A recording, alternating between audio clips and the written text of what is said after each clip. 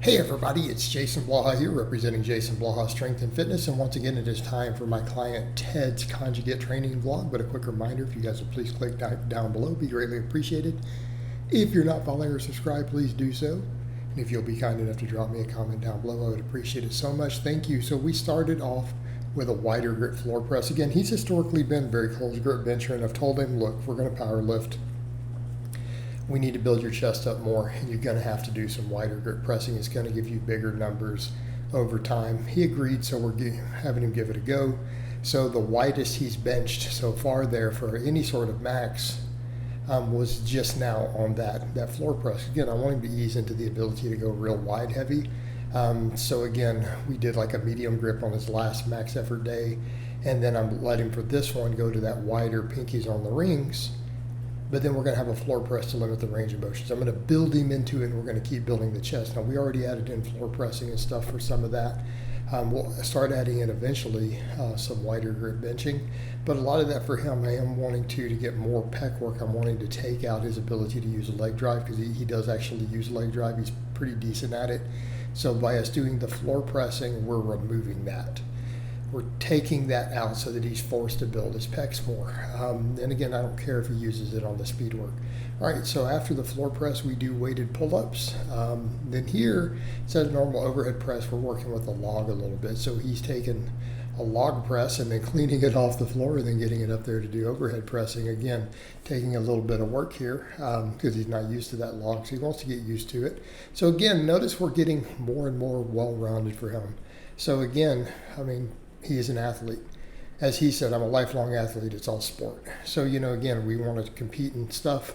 We want to compete in different things. We're going to do some powerlifting coming up here. But we're also doing various GPP. We're hitting different angles. We want to get strong for him at every angle because he's also a martial artist. He's done multiple other sports.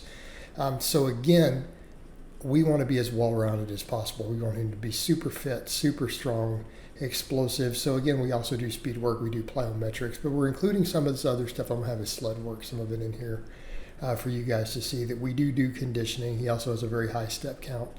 So we have that, and then he's doing some J-arm presses. He chose to do them on a machine this week, which I'm fine with. I have J-arm presses in the rotation, and I have them set in there, but I'm like, if he wants to use different machines for it and rotate it again, I'm perfectly fine with that. I do give him leeway on stuff like that, particularly arm exercises, because again, at the end of the day, as long as we're getting tension there, we're pushing everything, that's what we want, right? That's what we want, not a big deal. So we've also had a little bit of, again, we're having to watch that adductor fatigue that he's had. So again, I've actually told him I want him to chill on adding extra stuff for adductors. As a lot of my lifters, they will add extra supplemental work, and he'll add in extra squat pattern movements, and he has a history of pulling that area. Even though we'll get squat PRs and he'll pull it a lot of times the next week or get some serious inflammation. So he had to nurse it just a little bit. So he didn't go crazy heavy on the deadlift there, but it'll be right back to normal soon. And as I've told him, I don't want you doing more than about 6 sets tops per week. And a lot of times I'm going to program you with 3 for additional adductor type work, meaning squat pattern movements like machine squats outside of our speed boxes and our max work. So here he is using the reverse hyper. Then he's doing, reverse sled. So he's, again, pulling the sled from behind, right? So walking backwards with it. And then after that, we'll see a round with him pushing the sled. Now, keep in mind, this is on carpet. A lot of times people will say stuff like, how much weight should I have on a sled? It really matters what feet attachments, your surface area, what terrain you're on. And these good sleds on carpet like this, or AstroTurf, you got to go really heavy. Like you get out on concrete, like I'm doing, man, you can't handle much weight. So it really varies a lot. I've done a sled like this. I think he has the same sled there I do. It looks a lot like my sled, my Rogue sled.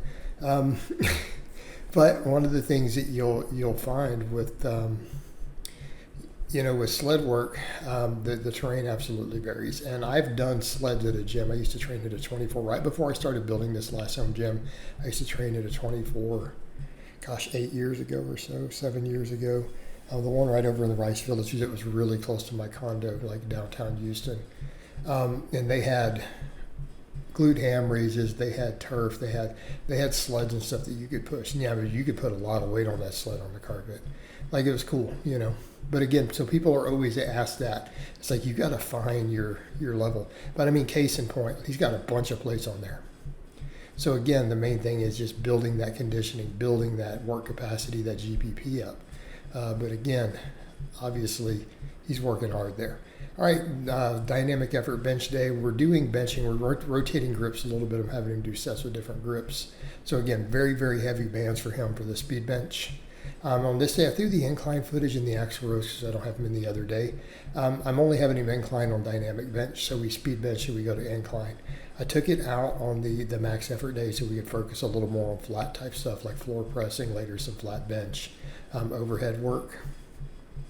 But he gets to overhead work both days because he wants that strong overhead press. Like it's something he puts a lot of value on, and I'm okay with that as a strength coach. So here we have obviously the incline work on this day. I put footage of his axle bar rows in. We had for the max effort day, we put in the weighted pull-ups, but we're doing axle bar rows. Again, phenomenal grip builder, right? One of the best grip building exercises you will do. I used to do a lot of these. I have an axle bar like that too. So again, if you really need to get your grip up, this tool will absolutely get it done. It's brutal sometimes, right? Like again, I'm having him add weight. He was going a little too light on it, getting 15s. I'm like, no, we got to put a little more weight on there. Come on. And it's like, then it gets really hard, right? But fantastic grip builder while still developing your back pretty good. People are like, well, won't the grip be the limiting factor? You won't build your back. That's nonsense. I hate when people say that's stupidity, right? Not based on reality at all. You'll still build a massive back, right? You don't need to strap up for your rep work for back. No. All right, so then afterwards, of course, we have dynamic effort lower day, which we have speed boxes here. So we're just doing them normal, just normal speed boxes with a straight bar for this wave, normal conventional speed pulls, which you guys, again, see him doing here, right? So again, I think he's setting a hook grip for that. He doesn't have the straps on there now. So again, we got a hook grip and again, speed pulls. So again, we do 6 doubles on both of those at around 50% when we're at max. And then of course, here's his footage of his good mornings with the safety bar, which we've been pushing really hard. We've been pushing good mornings crazy hard for him. And he actually last week on this lift hit like a 290 for his max, right? Doing this as a max effort lift. But overall, everything's in a good spot. He's getting stronger, getting more conditioned, more explosive week after week after week. So I hope it's been informative, and I'll talk to you guys and gals next time.